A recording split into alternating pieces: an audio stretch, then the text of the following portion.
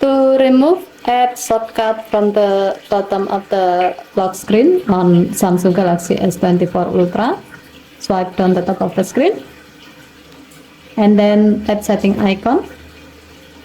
Scroll down the screen to find wallpaper and style.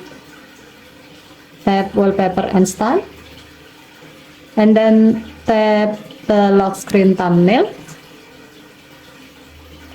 To remove the left app shortcut, tap the app shortcut at the bottom left corner and then select no app.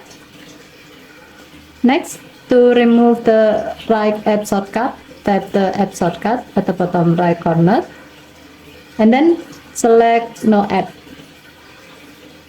Tap done button to save the change. To see the result, go to your lock screen. You can see that now there's no app shortcut at the bottom of your lock screen. Okay, thank you for watching. Please help to like and subscribe. Have a nice day.